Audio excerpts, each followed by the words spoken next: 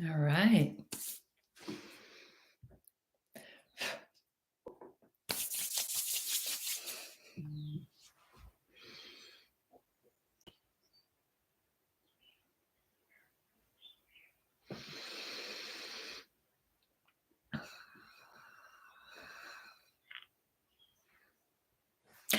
Hello, hello. So, thank you for joining. So, you guys are going to see me looking at two different screens because I'm live both on YouTube and Instagram. If you're joining and if you're here, let me know where you're joining from, how you're feeling. I come in peace. Let me know how you feel. I feel really good and grounded and joyful. I was just spending some time with my godson outside, playing under the trees. All right. So, I don't know if you guys saw my story, but today's topic will be speaking about relationships. Um,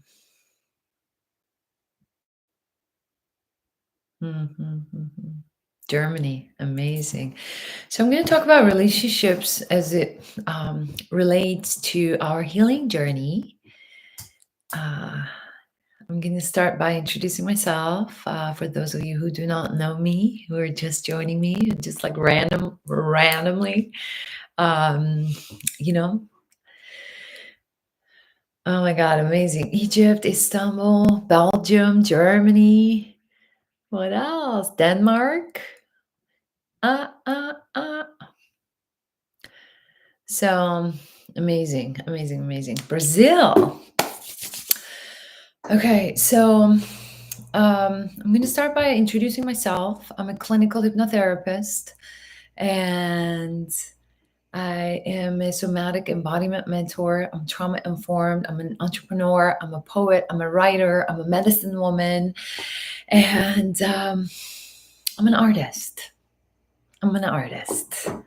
And in also continuing to discover who I am and how far I can expand my beingness, how much of the beauty that I can explore while I am here in this blip of a time. So that's that. I want to speak into the relationships and how relationships and any kind of relationship, yet also I just held space for a married couple that have 3 children and they're on their healing and self-discovery journey. And I noticed a lot, like when it comes to the masculine dynamics and the toxic masculine culture, like that energetics through the patriarchal structures we're grown into, and how it's affecting our awakening, especially within the relationships. And I mean, everything at the end of the day connected to our personal traumas, right? And so I want to really speak into that because any sort of relationship that we are in, it is so important that we actually first know ourselves, right? And, you know, and the relationships is the ultimate dojo that we are learning ourselves in. Ultimate dojo. It's like this perfect mirror, whether, you met like years ago or recently, doesn't matter. Any sort of relationship is reflecting you back to you. And how do we use this? And how do we work with it? How do we open ourselves within the relationship? Because ultimately, the trauma and the hurt they all happen in relationships with our family, like the close family first, right? So the healing and the deep connection also gets to happen within the family system, within our close relationships, mirrorships, I like to call. Someone's calling me. Okay, I'm back. Hold on one second. All right, so I would say mirrorship. So we choose our mirrors, and some relationships withstand the time, and we change along the way. We change all the time, and especially right now, there are a lot of relationships. I mean, I think it's an ongoing thing, but I started seeing a pattern like more often in my field that the the growth happening like separate from the actual growth of the unit of the union, the relationship, and how it's affecting the individuals, and how do we get to actually work with that. It's a huge topic, of course, and I will start again by saying, you know how we learn about the love languages. There's this book, Five Love Languages. Learning about each other's traumas and our hurts and our tender spots are a love language if we're actually wanting to stay in a committed partnership.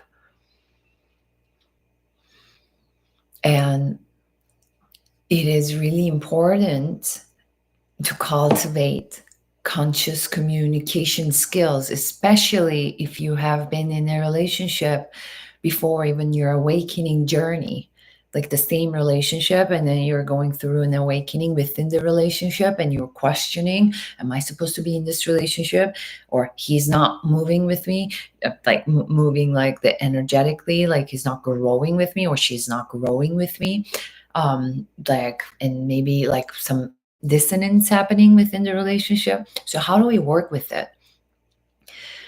So that requires a level of learning how to consciously communicate. That requires a level of knowing ourselves. That requires, like especially, if we were not empowered when we entered into the relationship, and if we are being empowered in our journey right now, that's going to create a lot of control stuff in the dynamics of the relationship. And if we are not consciously also working together within the relationship to heal together, because individuals get to do their individual work, yeah, right? Two wholes get to do the work and then create the unit of the union. But if it's not actually, like, if one part is not taking responsibility, it is just going to create a lot of dissonance. And we are already super traumatized, like as humans. And that's going to create more hurt. And, like I'm seeing it, and that actually happened to me. I want to actually speak into it. I was engaged. Oh God, wow, it even feels so weird to say that. I was engaged when I think it's been I think it's been like 10 years now. Wow, maybe more. Yeah, 12 years. And it was just this amazing partnership at that time for that level of mind that I was in. It was exciting. We were living together, and I started changing. I started expanding. I started figuring out different parts of me and like holding space, different parts of me. Like you started learning a whole different language of expressing myself, yet was feeling super trapped within the container of the relationship. And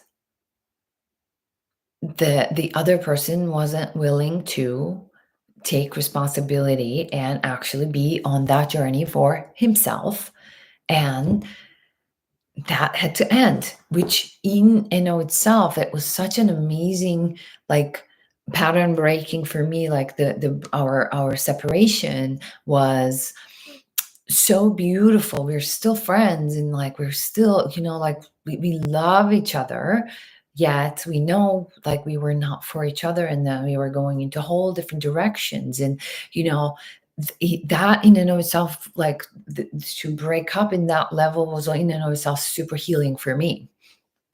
And like, we still hurt each other within the container of the relationship, because I didn't know how to communicate in a level that I can communicate now. I didn't know how to ask for my needs because I didn't know my needs. So, and when we are, growing together, and we are actually learning, the both parties actually get to be on board. Otherwise, it's just going to be this like very challenging journey if actually it lasts. So I was speaking about a case study. So, like, I actually got an opportunity to witness this beautiful married couple. They have 3 kids, and the woman is, they are both, like, in their own right, like, really, organized and accomplished. And yet, and they were happily married, and, like, growing together, built a life. But now there is more. There is like this whole realm of spirituality and self connection that's opening for one part, and the second, like, the other part is just thinking that it is a phase and trying to control. And when we attract our part, like partners, there is a certain level of resonance that we're operating from. And if we were not healed, or like if we were not on our healing journey, if we're not on a journey of like really being aware of it, we attract, like, it's like almost a puzzle piece. We attract a certain energy to meet that energy. And when we're changing, and when this part is not changing, it's not meeting each other anymore. And it's creating this experience of like not even hearing each other, right? Like, one is talking here and the other one is talking here. People can't even hear each other. And it is important, especially when there's children in the mix, how we're affecting our children. Like, that's in and of itself like an experience, challenging experience for children, because they are sensitive, they're sensing, even though they're, like little kids, not really understanding what's happening like on the adult level, but they are reading the energy. So, like, if you're also experiencing this kind of dissonance and moving in different curriculums in life, how do we actually cultivate capacity to communicate that from a place of heart?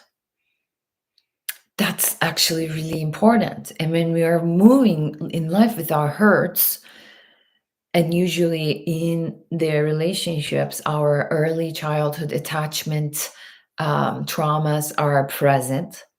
So instead of creating a solution, we are actually even deepening the hurt within each other.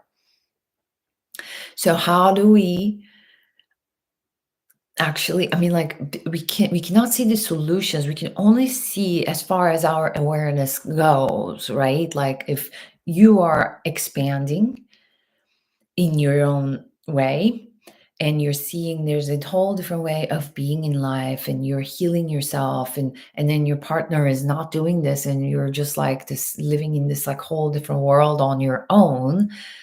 Like, you cannot really, like, convince someone to do their work.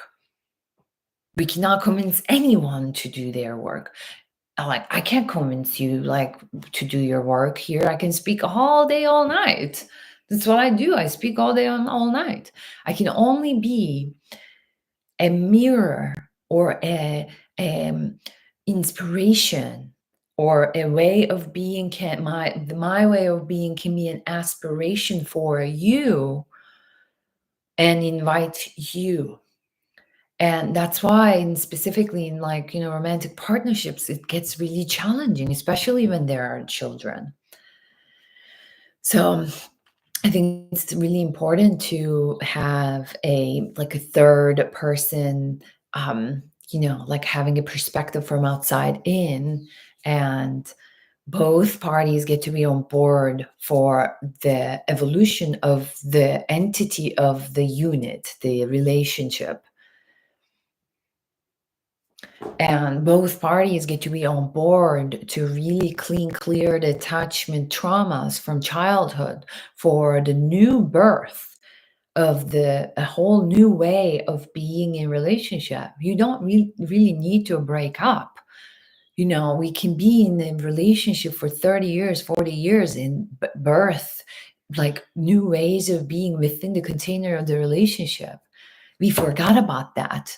Like we forgot that we can actually learn and grow that way. It became so easy for our generations, like, oh, just it's not working, I'm just gonna, like, it's easy for us to just consumerism on all levels.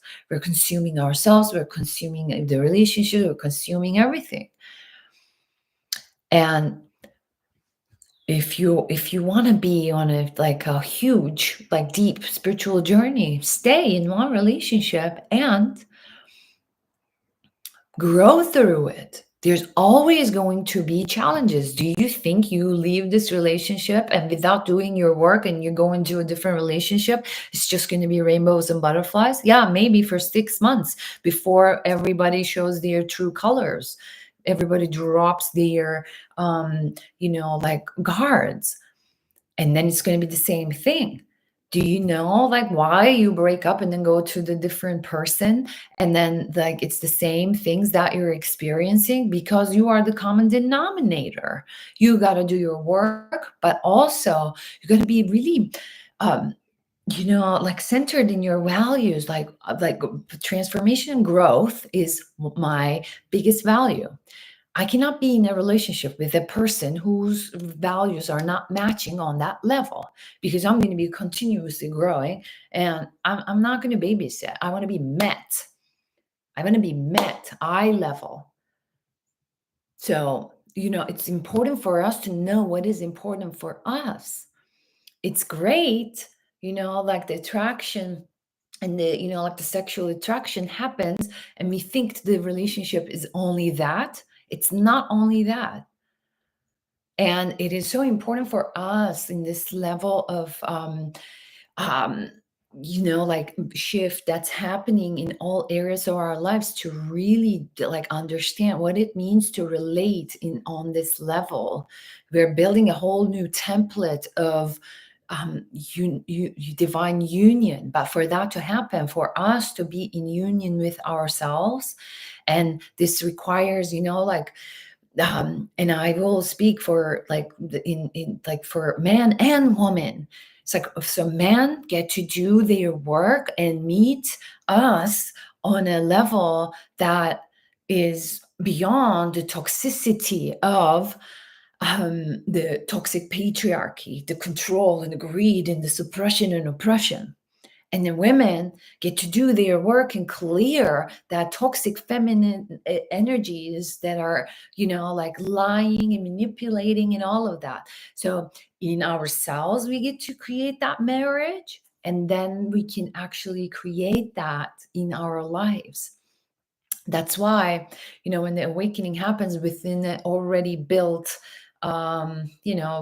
somewhat okay relationship, it's going to create this earthquake for it to go through the death portal and then rise to a whole new way of being. And it doesn't mean that it's only going to happen once. It can happen multiple times over the course of the years, because we are constantly changing, and the change is happening very quickly. And if the values and the, the energetics of the unit is not moving with us, we're gonna leave it behind. So that's why it's really important, like if you're in a relationship, the values get to match, and we get to cultivate a conscious communication skills. And how do we create that? How do we cultivate that? By cultivating self-knowledge, first of all. If we don't know what we want, if we don't know about ourselves and our values and our virtues or all those stuff, we can't even ask it, right? We can't even create it. And what we create subconsciously is just like the same programming of what we learned from our fathers and mothers, right? So, relationships are the biggest, the most powerful dojo, self improvement dojo. If you're actually using it, it's the mirrorship, and it is it's the most spiritual act you can actually do, to be in a conscious relationship and to drop, if hopefully you feel safe enough to drop your guards and to be seen in your vulnerability and tenderness and in your wounds, even because life is so challenging, while wearing all our guards and trying to protect ourselves. It's exhausting. I hope we get to create that kind of safety inside of ourselves, and then in our relationships, and then hopefully in our families, and then hopefully in our communities. Hopefully.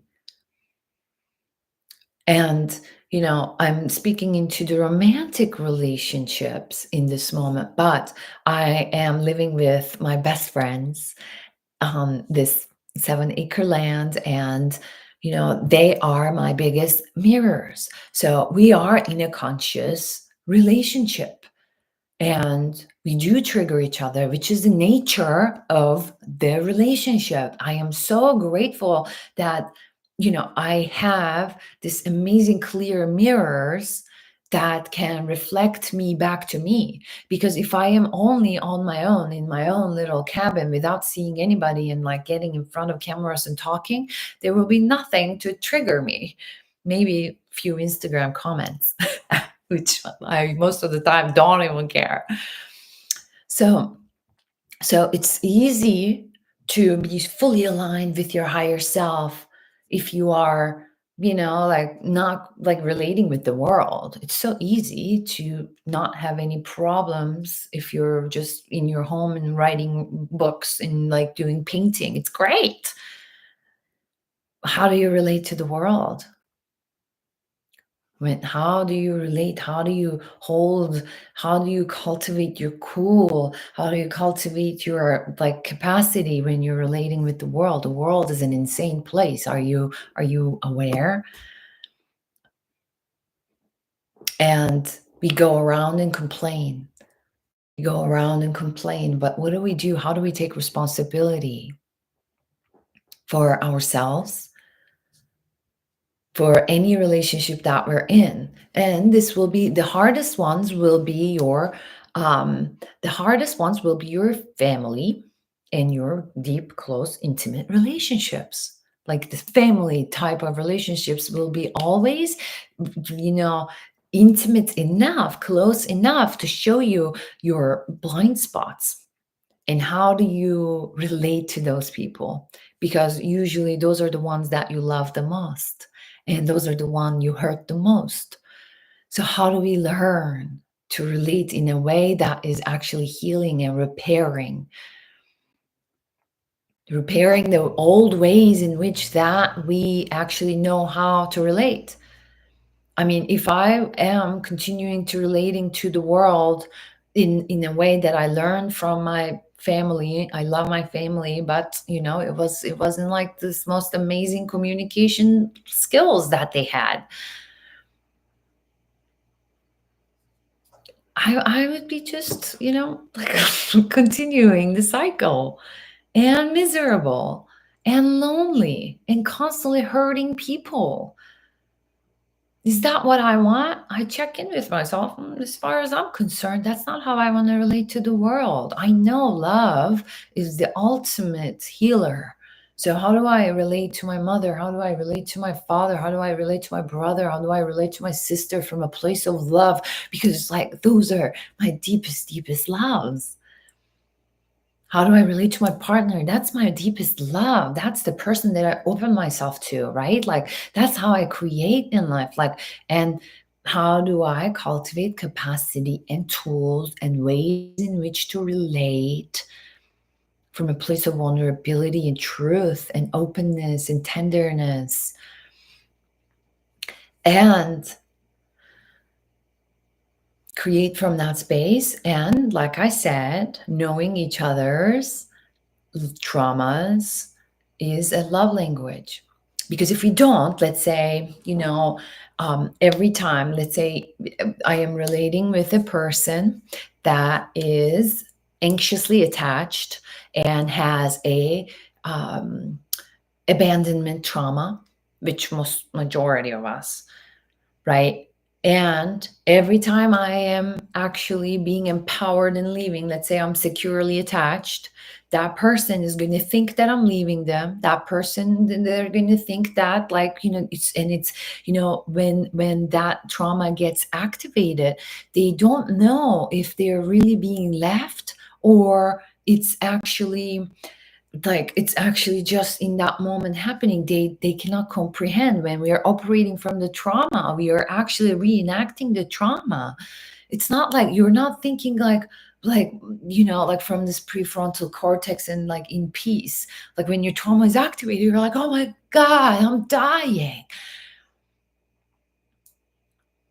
And how do we know that, like, let's say, cultivating this relationship to, okay, like, I know my partner's like trauma is this, and every time I choose to move through life in this way, that triggers him. So I am going to be mindful, because ultimately, if you want to like continue a relationship from a place of like healthy foundational ways, that if you're not trying to hurt and create more suffering for either of you, you got to communicate that.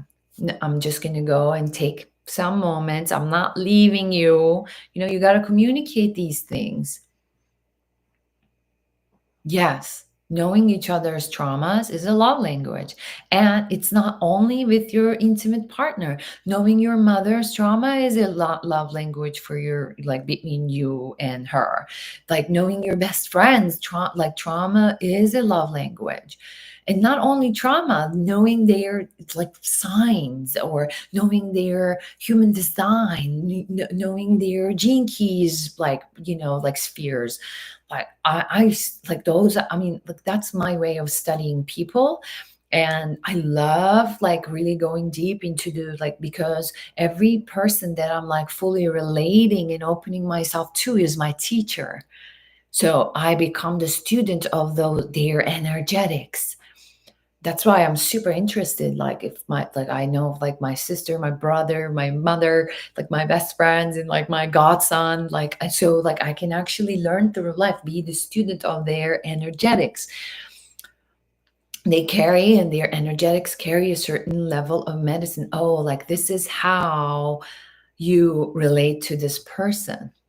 And I expect them to know me in that way. And when they don't like pay attention or be sensitive, I actually, not from a place of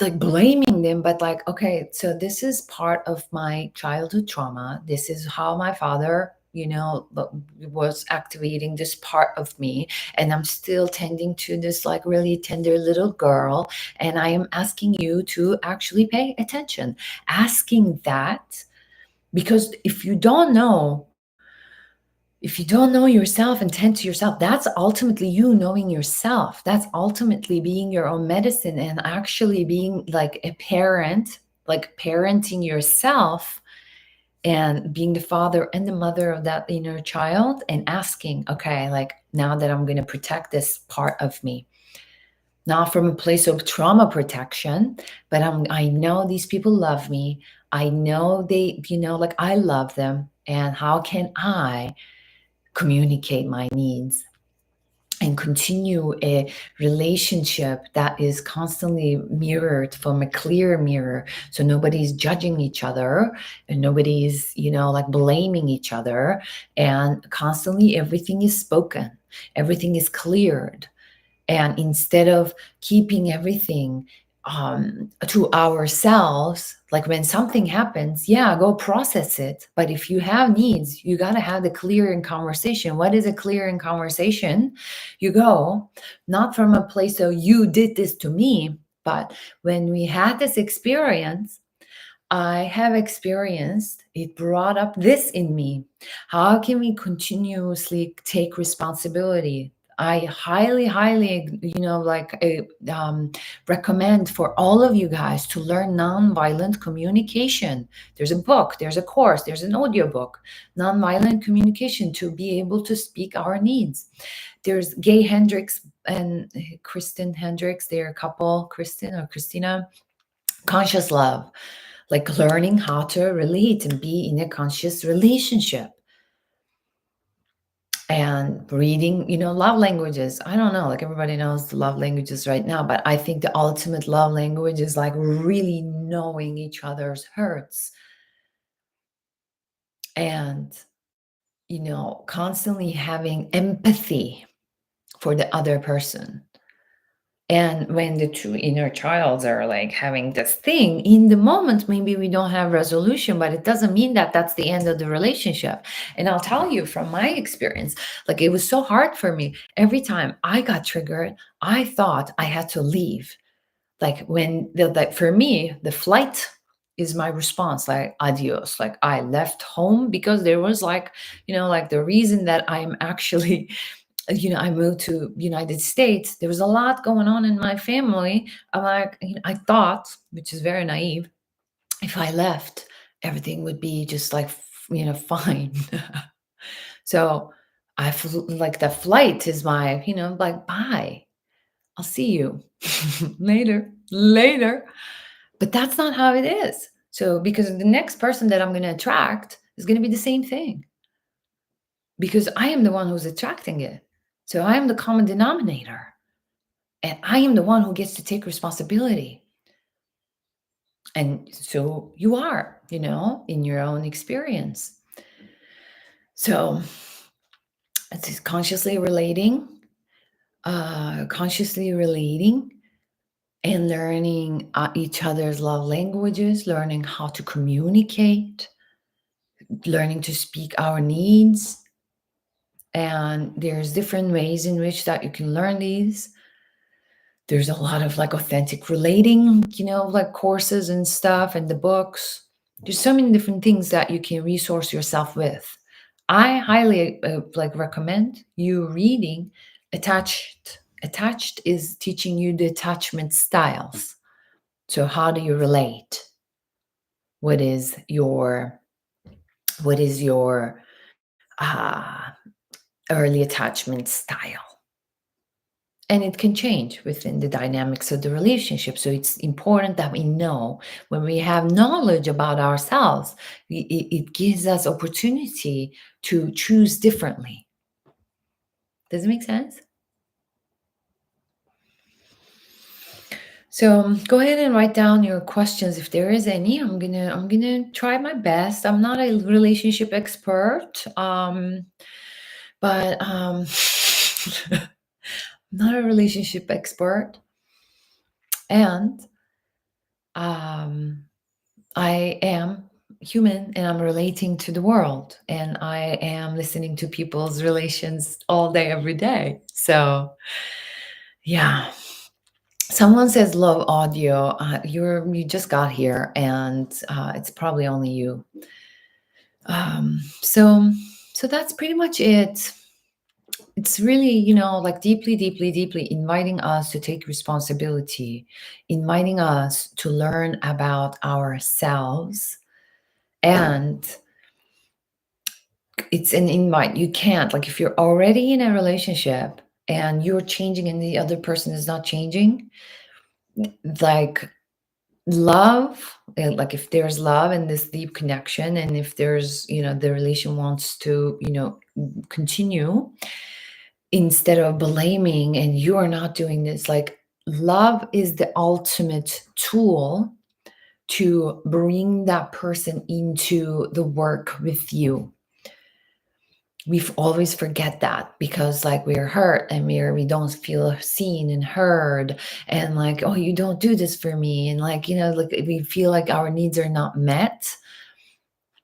So choosing the way that we communicate and having that be heart-centered and heart-based, and speaking into someone's heart instead of their mind and their trauma.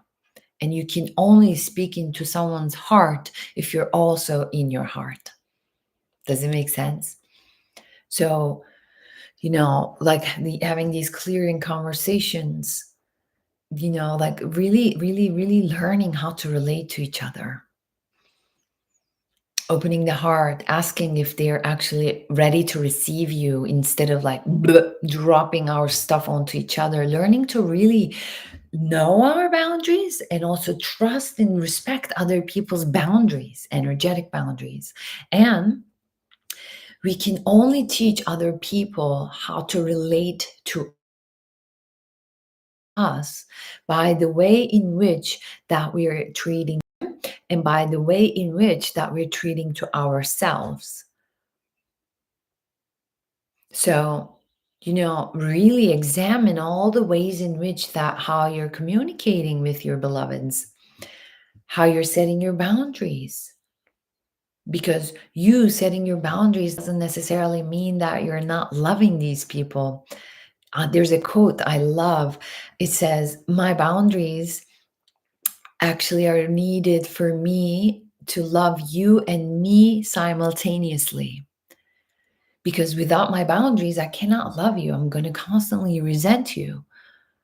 But when I have my boundaries and when I'm strong in my boundaries with my heart open, I can love myself and I can tend to myself. And then from that place, imagine the love that I can give to you, right? And this is all like, workshop of life. We can, like go and explore. And really, it does require us knowing our nervous system responses and learning to cultivate capacity to hold conflict without projecting, without blaming, without like reacting is required. Any topic that I am going to talk is gonna end up in the nervous system regulation and trauma healing, because this is where we're at. And if you want to successfully relate and tend to yourself and cultivate safety and cultivate a life that you actually really deserve, that's the work that we get to do, ladies and gentlemen. Yes. And really learning about your responses and the energetics that move inside of you, learning about your tools that can regulate you, tending to your emotions, tending to your past accumulated trauma that is moving you in life.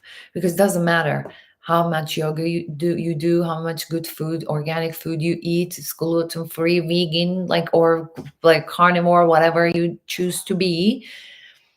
If you're not tending to the unprocessed emotions inside of you, you're not going to heal. The health, the true health, is holistic on a lot of different levels. It gets to happen.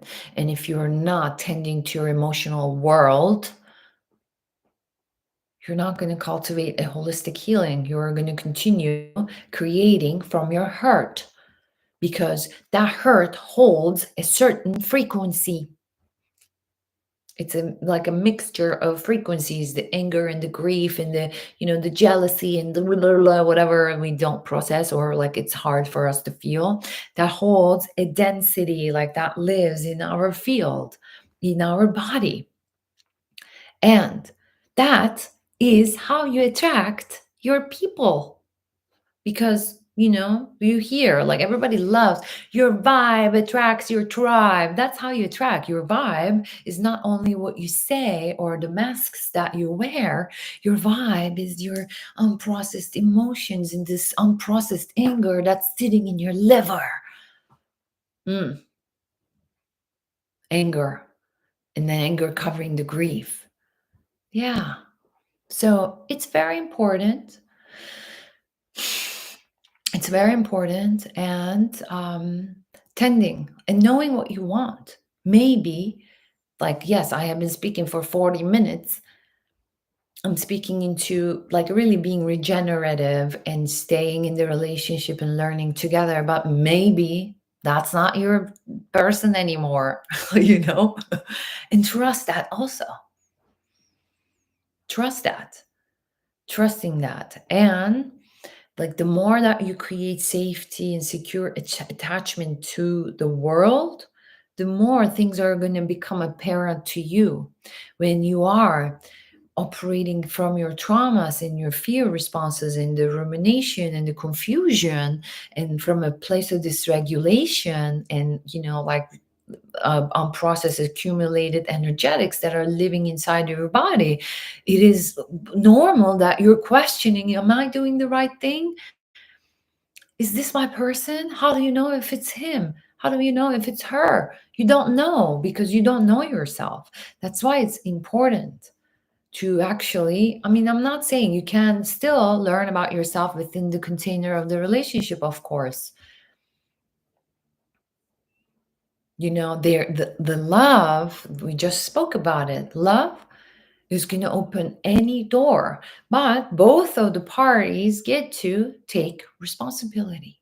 You can't just take the entire weight of the relationship and try to change things. I just had a conversation with a sister of mine. Like, she just left a relationship, an uncompromising like man who is thinking that like this is how life is, and like literally manipulating the woman and like making her like really question herself. There's a part of her, because she's not fully solid and empowered, it's like buying into that energetic. Yes, that's how you're learning. What we're creating is who we are, like what we're being reflected. And it's the ultimate dojo, like I said. So being really gentle with yourself, compassionate with yourself, and not from a place of blame and shame. How do we empower ourselves within the relationship? And when you're changing and when the other person wants to change, the relationship, the unit can actually go through a death portal and reborn into a whole new version of itself. Not all the time the relationships have to die. One of my teachers, Richard Rudd, actually teaches to choose one relationship and stay in it till the end of your time. And that's the ultimate growth, like school. I mean, that's one way. Yeah. So really, really, really learning and cultivating these tools. I'll give you the resources again. Attached is one book, teaches about attachment styles. Conscious love. Um, Conscious love is you both parties need to do. It's almost a course. Like you read a chapter together and then you discuss and you have practices and you integrate into the relationship. And what was the other one? I don't remember.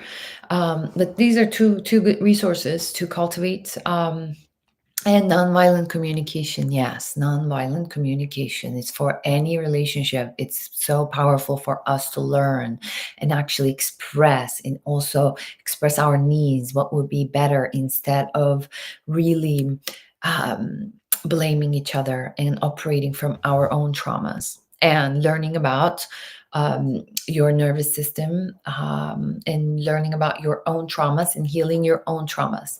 For that, the resource that I'm going to offer is Be Your Own Medicine, which is my course. And I am teaching like polyvagal informed nervous system healing and regulation tools, and the way in which that you can map your own nervous system and know what's happening, so that you can use tools accordingly. And then shadow work, an amazing like workbook of shadow work for you to go into the depths of your own psyche. And inner child work is part of the attachment. It goes into like that's where we actually build the attachments, and then where trauma starts happening, right? And I teach about the emotional world and emotional healing, emotional literacy, I call it, and then the subconscious work. So if you're interested in really working with yourself on this level, check out the course. And it's a do it yourself. You can do it, it's a self paced course. But um, if you want support, there's also a 6 week voice support with me for accountability. Amazing. So that's that. Within the portal, my membership community, we are doing some mind renovation, subconscious mind renovation for wealth, health, relationships, and stuff like the entire summer. So if you're interested, join us in the portal. And for those of you who want to go deep and really do this work with one-on-one with me and choose me as your mirror, it will be my greatest honor. You just get to apply. There's certain stuff I'm looking for, and we get to be really for each other for this deep kind of work. So the applications are on my bio. All right, so that's pretty much it today. I shared resources, I shared my experience, I shared a case study, and like whatever wanted to come through. It's we're building a whole new template of relating. And I'll say one more time, the trauma happens in relationships, and the healing and the repair and the resolution happens in relationships. And instead of isolating ourselves, it is important to find safety first within, and then safety hopefully to relate and to open ourselves vulnerably in relationships that are nurturing us and caring and supporting us into our becoming. So I'll end with that. For those of you who want to tune in to the entire talk, it's on YouTube, on my YouTube channel. All the entire month, I've done live broadcasts, all of them like almost like an hour in and of itself, a master class. For those of you who want to tune in, go to my YouTube, subscribe. And this is an ask. If any of the things that I am sharing is inspiring to you, I really, really, really would love and appreciate if you guys share it on your Instagrams and tag me. It is unfortunately becoming this whole what is it, the game of the social media, and what is it called? Anyway, algorithm. Yes, algorithm. I do trust God's algorithm, and through the community, if this is supporting you, please share and tag me so that I can send you a thank you note. And yeah, thank you so much for being here, and I'll see you tomorrow. Yeah. All right. Blessings.